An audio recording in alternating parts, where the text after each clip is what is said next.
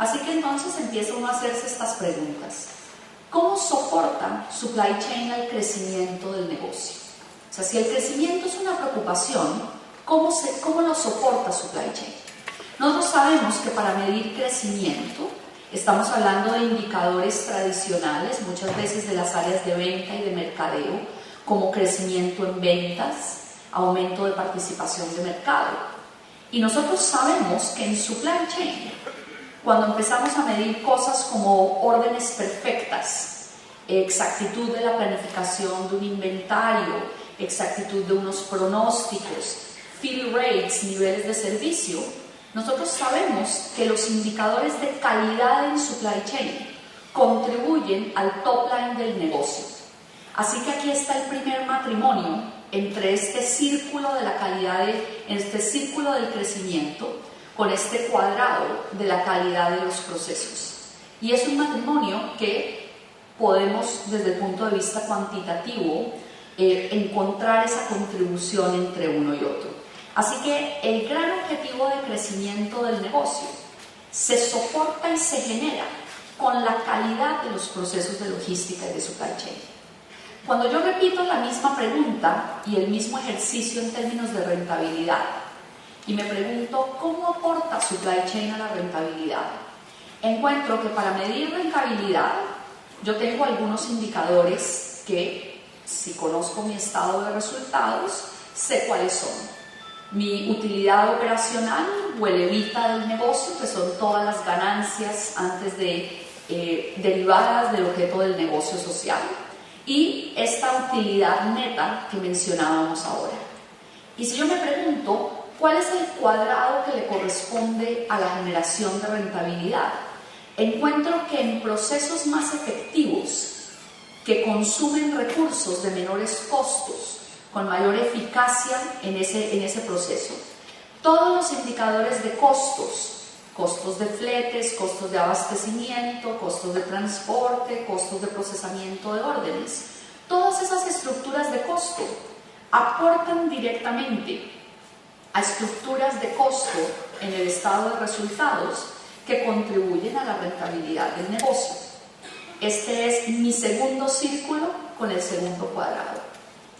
Y yo puedo resumir esto diciendo que ese objetivo de rentabilidad del negocio lo genera el grado de efectividad o de costo, si lo queremos poner, en los procesos de logística y de gestión de cadenas de abastecimiento. Tal vez este último, creo que los dos primeros son en general entendidos por la mayoría. Creo que este último, en el tema de utilización de capital, es algo donde realmente tenemos que subir un poco el nivel de experiencia o de conocimiento de mucha gente en supply chain, porque nosotros somos unos consumidores netos de capital. Instalaciones físicas, almacenes de distribución, plantas de producción, flotas de transporte, inventarios. Nosotros en supply chain y en logística somos unos consumidores netos de capital. De manera que si el negocio tiene un objetivo de maximizar esa liquidez y de hacer más con menos, aquí las contribuciones son bien importantes. Primero, por un lado, desde el punto de vista del negocio, los grandes indicadores aquí son temas de rotación de activos, utilización de activos fijos, utilización de capital de trabajo. Y encontramos aquí que nuestra productividad en los procesos de supply chain es un gran contribuyente a todos los indicadores de rotación de activos del negocio. Si yo estoy mejorando la rotación de inventarios, si estoy mejorando la utilización del espacio físico, si estoy mejorando la utilización de equipos y transporte, estoy contribuyendo a la rotación de activos del negocio. Y desde el punto de vista de liquidez, estamos encontrando entonces un tema similar. Cuando hablamos de liquidez, y estábamos hablando esta mañana de velocidad, ustedes encuentran que la fórmula general de ciclo de conversión de flujo de caja o de ciclos de generación de efectivo, lo que llamamos el cash to cash cycle, es una función de qué tanto tiempo nos demoramos en cobrar, ¿Qué tantos días tenemos en inventarios o en capital de trabajo líquido que está, en este caso, en productos o en capacidades? ¿Y cuántos días tenemos de plazo para pagarle a alguien? Cuando yo conozco la relación entre esos tres valores, yo argumento, por lo menos, que nosotros tenemos prácticamente en nuestras manos la clave de la liquidez de los negocios. Nadie va a pagar más temprano cuando el pedido o el embarque llegó tarde, o cuando las cosas no llegaron a tiempo, cuando los productos llegaron con daños, cuando la facturación está incorrecta, cuando se perdió una ventana de entrega. A mucha gente en supply chain no le gusta de alguna manera oír esto, pero yo creo que nosotros somos unos grandes contribuyentes a la velocidad de cobranza de los negocios. Porque quien entrega rápido puede cobrar rápido. Quien entrega perfecto puede cobrar rápido. Quien entrega con la documentación correcta puede cobrar rápidamente. Así que vemos una contribución de toda la velocidad de los indicadores, todos los tiempos de producción, los tiempos de procesos, con estos grandes indicadores de velocidad del negocio. Así que nuestro argumento aquí es que el objetivo de liquidez del negocio, que entre paréntesis es lo que define la sostenibilidad de muchas operaciones. Nosotros sabemos que las firmas no se quiebran porque no tienen utilidades. Las compañías se quiebran cuando no tienen liquidez y capital de trabajo para pagar sus obligaciones de corto plazo. Y de pronto esto es mucha responsabilidad para nosotros, pero fundamentalmente lo que estamos diciendo aquí es que nosotros en supply chain tenemos una de las grandes claves de la sostenibilidad del negocio, porque tenemos mucho que ver con los días en cuentas por cobrar. Sin duda, si consideramos compras y abastecimiento como un indicador o como una responsabilidad del área de supply chain, tenemos mucho que hacer en negociación de plazos de pago, y quienes tienen la gestión de inventarios, bien sea propios o gestión de inventarios de los clientes como terceros, tenemos la otra variable fundamental de la liquidez de un negocio. Por último, y un poco para cerrar este segundo capítulo, mi argumento es que cuando uno tiene clara la conexión entre esos círculos que son los grandes objetivos del negocio y esos cuadrados que son los grandes indicadores de éxito de supply chain y de logística, la contribución de supply chain como creador de valor al negocio es evidente. Ahora, lo complicado aquí es explicárselo a otros, porque si nosotros como proveedores de servicios logísticos o como ejecutivos de logística y de supply chain de nuestro negocio no podemos articular esta conexión, va a ser difícil que alguien en el top management del negocio sea capaz de articularla por nosotros. Así que desde el punto de vista analítico, no sé que también se vea este gráfico, aquí lo que hemos hecho simplemente es tomar una serie de indicadores de desempeño tradicionales en supply chain, y evidentemente que esto no tiene que ser la misma lista que ustedes manejan, ni mucho menos. Así que aquí tenemos una lista de indicadores de procesos de supply chain, y aquí arriba tenemos los grandes objetivos de desempeño financiero del negocio, y lo que hemos hecho simplemente es generar una correlación entre cómo el ciclo de órdenes de compra contribuye a la gestión de cuentas por pagar, que en últimas estos tres contribuyen a la liquidez del negocio. Cómo las entregas a tiempo, por ejemplo, contribuye a reducir el costo de mercancía vendida de un negocio y contribuye obviamente a su crecimiento y a la mayor rentabilidad. Así que esto se los dejo más como hablaban esta mañana de una tarea para la casa, para que la miren, y ojalá ustedes pudieran tener una tabla resumen de este estilo, donde ustedes puedan articular en una fila y una columna la intersección entre esos indicadores. Muy bien, en este momento entonces, ¿qué hemos visto?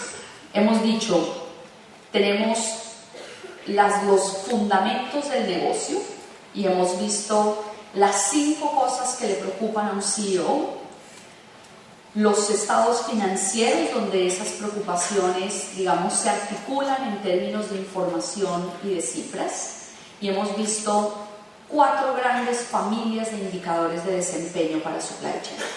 También hemos visto cómo se conectan esos círculos de preocupaciones de la alta gerencia con esos 4 cuadrados de evaluación de desempeño más operativo.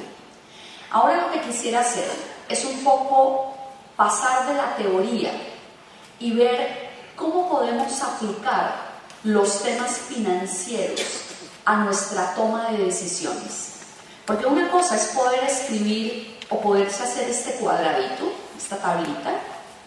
Otra cosa es saber, después de que yo he encontrado la conexión entre esa primera fila y esa primera columna, saber cuáles pueden ser las aplicaciones para tomar mejor decisiones en el negocio, que es en últimas a donde vamos todos nosotros.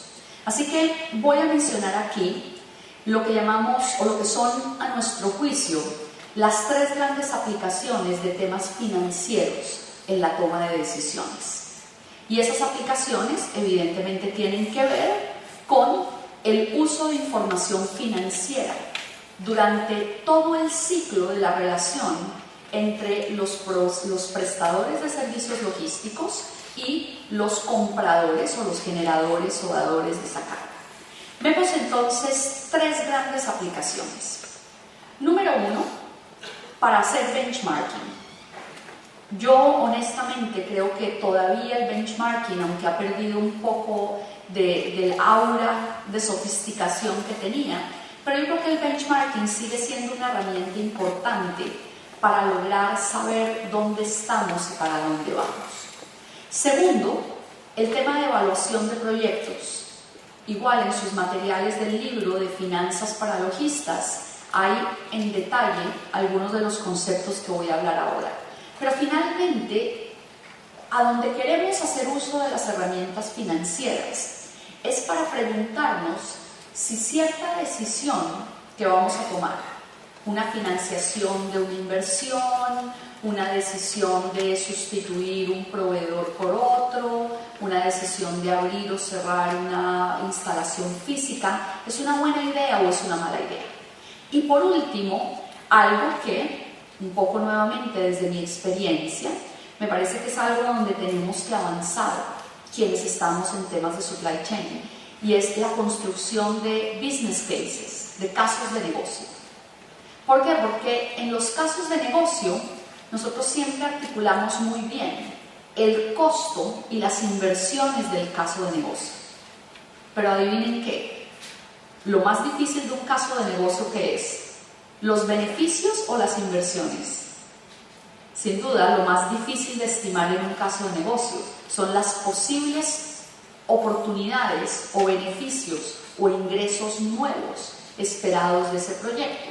Así que vamos a hablar un poco de cómo podemos usar información financiera para poder construir casos de negocio y obviamente mejorar la capacidad de evaluar proyectos y, utilizando información de benchmarking de terceros, cómo realmente poder aplicar mucho de esa información financiera para toma de decisiones.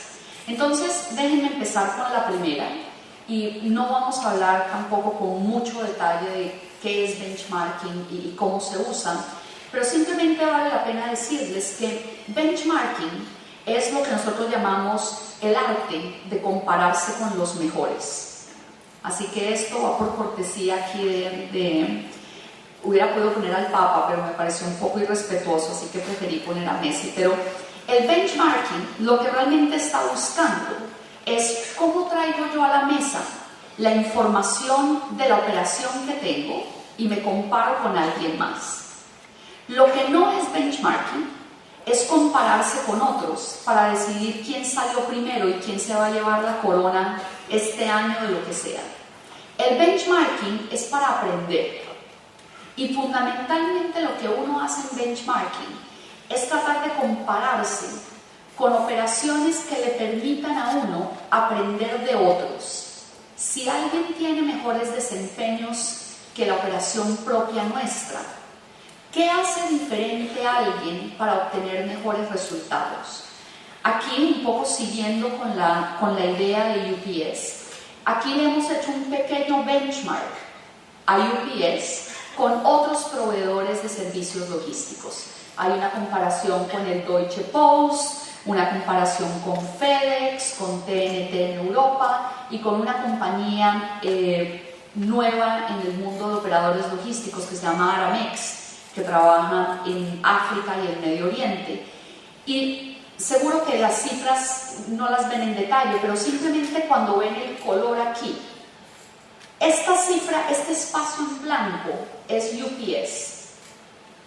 Este espacio que está en verde es el desempeño de los mejores en esa industria. Claro, cuando yo veo esta información digo claramente, nuestros amigos de UPS tienen un benchmark de crecimiento de ingresos que necesitarían mejorar, y eso es parte del análisis financiero que yo hago, donde las cifras me dicen que UPS creció en el 2012 1.7%, mientras que una compañía emergente como Aramex creció 16,5%.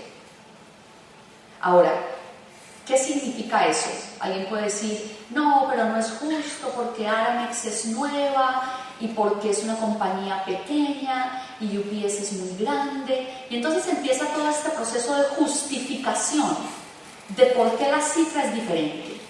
Cuando la lógica correcta de usar benchmarking es ¿qué están haciendo los de Aramex en mercados emergentes que me pudiera ayudar a mí, si yo fuera UPS, a levantar este 1,7 y llevarlo a un nivel de mejor desempeño? Cuando miro, por ejemplo, los costes de lo que llamamos SGA, Selling General and Administrative Expenses, costos de administración, de ventas y generales. Aquí veo que los amigos de Federal Express tienen 5.2% de costos de operación sobre ventas, mientras que los amigos de UPS tienen 7.9%, 2 puntos porcentuales de más de costos de administración y generales sobre ventas. Nuevamente, este no es el momento de decir es que no es justo porque los costos de combustible son más altos en los mercados en los que yo estoy, y no es justo porque los de Federal Express pueden cobrar más, tienen más rentabilidad. Este es el momento de decir ¿qué puedo yo aprender de lo que está haciendo FedEx en control de sus gastos operacionales para poder bajar 2 puntos porcentuales, que es la oportunidad que yo tengo? Si yo miro otro indicador adicional, por ejemplo, días en cuentas por cobrar, y me doy cuenta que ahí también tengo una oportunidad, porque Federal Express está cobrando en 30 días, mientras que UPS está cobrando en 41. La gran pregunta aquí es, o son dos realmente. Primero, ¿qué puedo hacer para bajar mis cuentas por cobrar de 41 a 30? Y la otra pregunta importante es, ¿cuál sería el beneficio financiero de reducir 11 días en las cuentas por cobrar? Si yo tengo claras esas dos respuestas, ahí es donde yo puedo empezar a plantear casos de negocio u obviamente proyectos que me permitan cerrar esas brechas que yo tengo con quienes me comparo. Entonces, primera aplicación de los temas financieros en el mundo de supply chain es el tema de benchmarking. Segunda aplicación es el uso de esos benchmarks para hacer evaluación de proyectos. Y aquí creemos algo que voy a volver a insistir en ello, porque la razón por la cual yo hago todo este análisis financiero es para guiar acción. Hay gente que se enamora de su propio proceso analítico, pero no toma decisiones sobre esa información. Nosotros le llamamos a ese fenómeno en Georgia Tech, donde estamos llenos de nerds y analistas, le llamamos parálisis por análisis.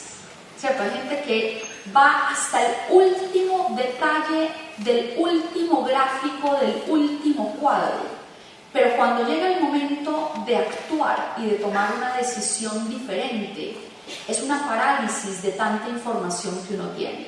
Entonces, aquí quiero traer esto a la mesa porque el análisis financiero de un negocio no tiene sentido si yo no voy a cambiar o a tomar una decisión diferente. Y en su mayoría son proyectos o iniciativas que buscan cambiar lo que yo hago hoy en día.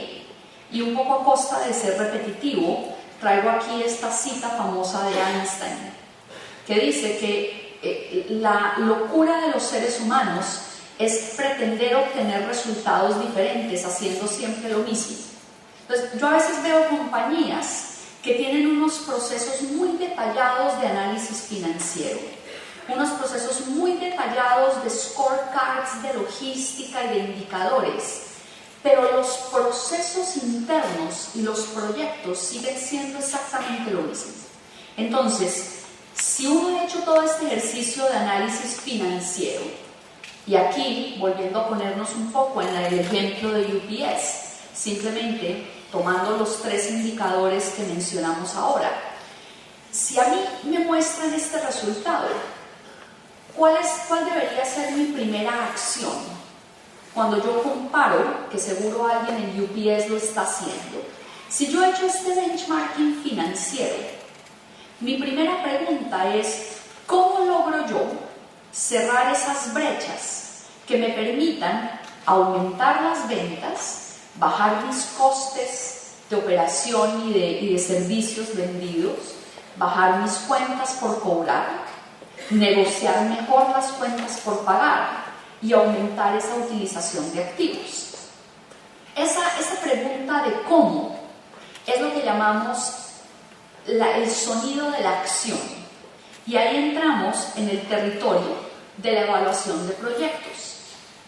Esto evidentemente que no estoy hablando por UPS, pero si yo estuviera trabajando para un operador como ellos, yo empezaría a buscar cuáles son algunos proyectos que simultáneamente me ayudarían a generar todos estos resultados. A veces las compañías avanzan en proyectos simplemente porque están enamorados del proyecto. Vamos a optimizar la red de distribución y recalcular las rutas. Fantástico. La gran pregunta es, si yo optimizo mi red de distribución y recalculo todo el ruteo del negocio, ¿cuáles van a ser los beneficios en esos 5 círculos que yo evalué al inicio? Si yo rediseño la red de distribución y recalculo las rutas, ¿van a aumentar las ventas?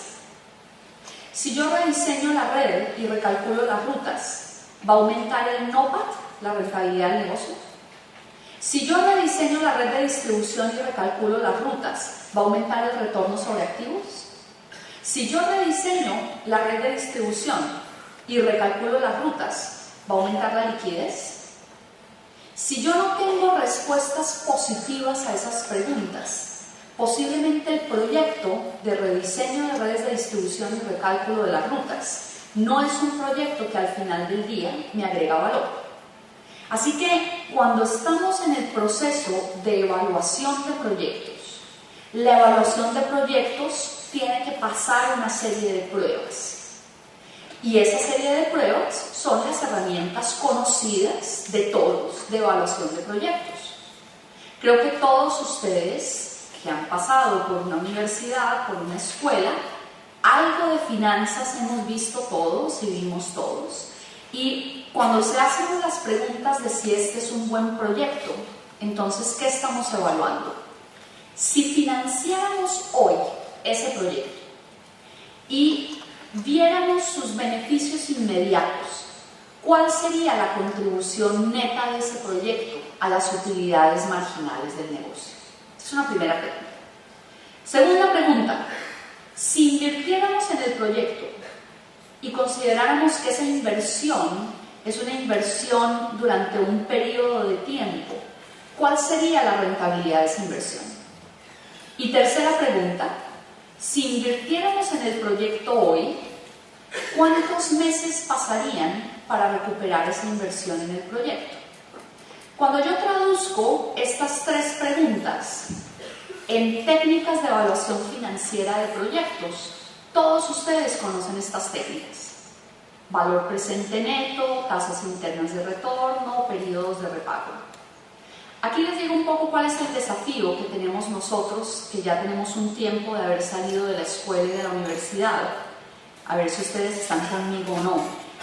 Cuando nosotros estudiamos estas técnicas de evaluación financiera de proyectos en la universidad o en la escuela, no sabíamos para qué servían, ¿cierto? Las estudiamos porque era una clase de finanzas básicas o lo que sea.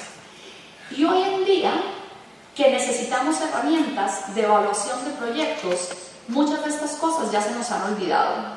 Esa es la gran tragedia de los aprendices adultos, que uno a veces estudia cosas fuera de contexto y luego cuando las necesita ya uno no tiene el detalle técnico o el detalle académico de estos temas. La ventaja es que estas son cosas muy fáciles de retomar y de aprender, y lo que importa aquí es que cuando yo utilizo cualquiera de estas técnicas de evaluación de proyectos, yo fundamentalmente estoy usando la misma información para cualquier proyecto. Estoy diciendo, mi proyecto, y yo ahorita acabo de mencionar un proyecto hipotético llamado optimización de la red de distribución y del ruteo. Yo uso la misma información porque me pregunto, ¿ese proyecto cómo contribuye con los ingresos marginales? ¿Ese proyecto cómo afecta los costos marginales de operación del negocio? ¿Los aumenta, los disminuye? ¿Ese proyecto cómo impacta los costes de capital? ¿Qué requerimientos de inversiones tiene ese proyecto? ¿Y a qué tasas de coste de capital voy a trabajar? Ahora, si ustedes miran la información que se requiere para hacer una evaluación de proyecto, de esas 5 informaciones básicas, hay una que es mucho más difícil que las otras. Déjenme ir por las más fáciles. Saber el costo de capital de una firma es simplemente una pregunta al gerente financiero o al contable o al que maneja inversiones en el negocio.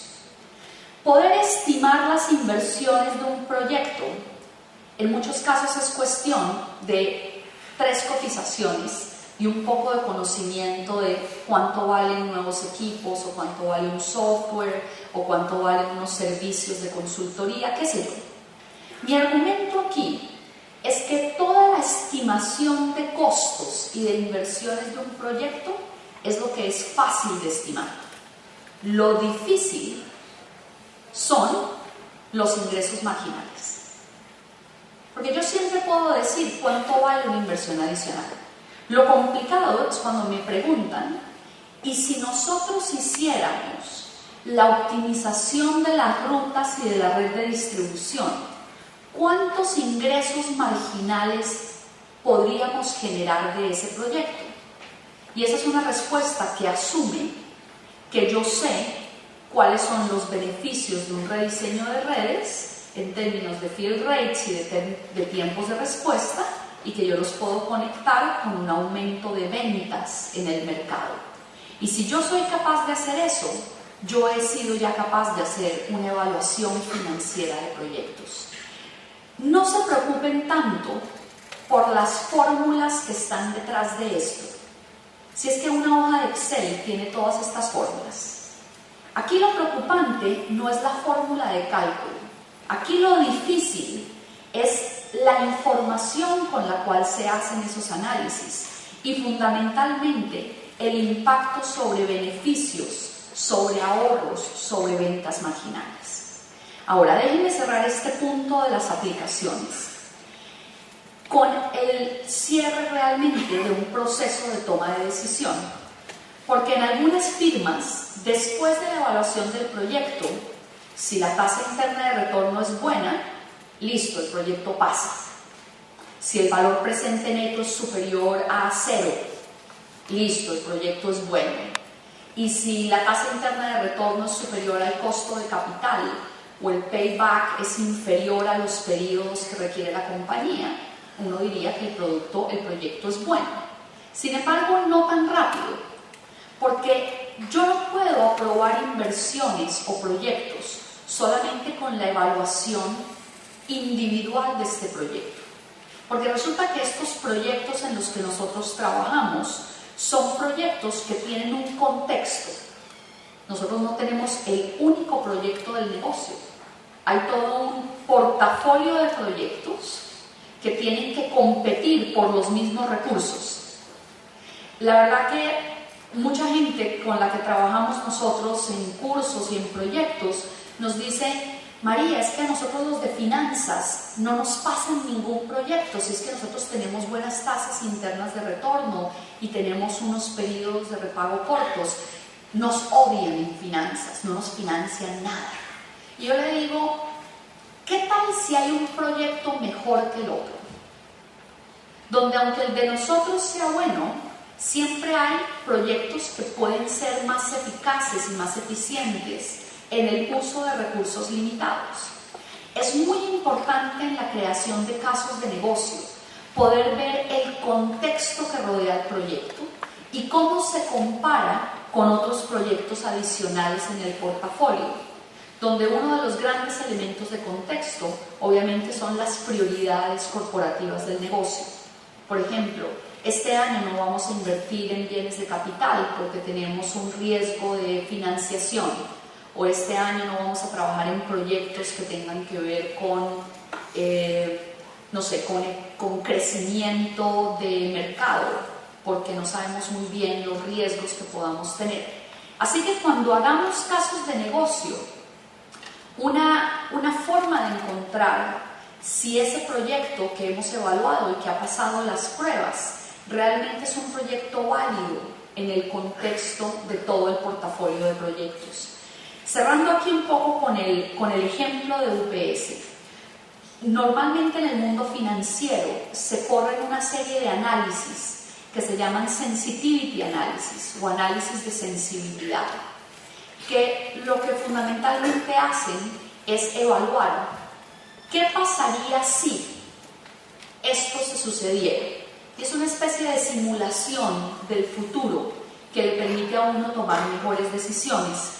Aquí en este ejemplo simplemente hemos traído a la mesa una idea que dice: ¿qué pasaría si todos los indicadores financieros de UPS mejoraran en un 1%? Si las ventas mejoraran en un 1%, ¿cuál es el flujo neto de caja que podría beneficiarse a la compañía? Y el cálculo dice que es alrededor de $7 millones. Si yo bajara el costo de mercancía vendida o de servicios producidos en un 1%, la compañía podría liberar $466 millones. Si yo bajara en un día las cuentas por cobrar, la compañía podría liberar $61 millones en flujo de caja.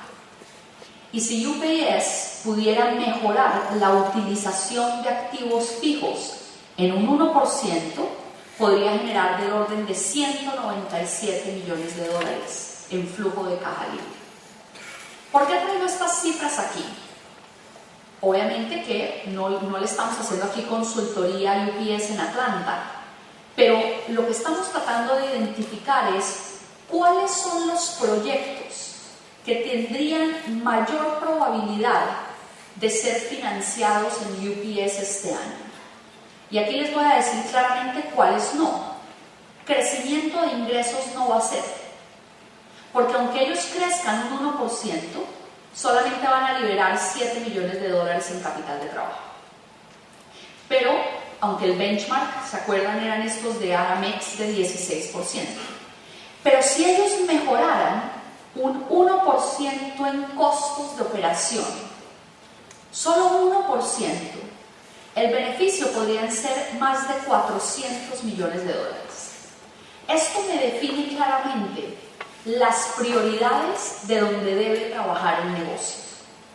Así que, si uno quiere que sus proyectos sean financiados, uno tiene que traer a la mesa proyectos que naturalmente tienen el mayor grado de contribución en generación de flujo de caja o generación de utilidades o generación de valor, de manera que obviamente uno los pueda justificar apropiadamente.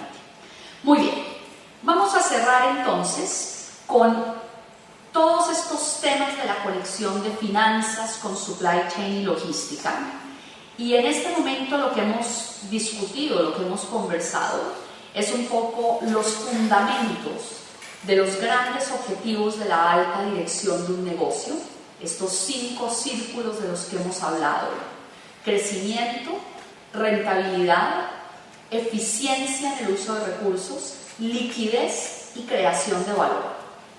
A mis estudiantes casi que les hago tatuarse esas 5 cosas en el brazo, porque al que se le olviden es una persona muy peligrosa, así sea un genio en matemáticas y en optimización, porque no sabe los objetivos generales del negocio.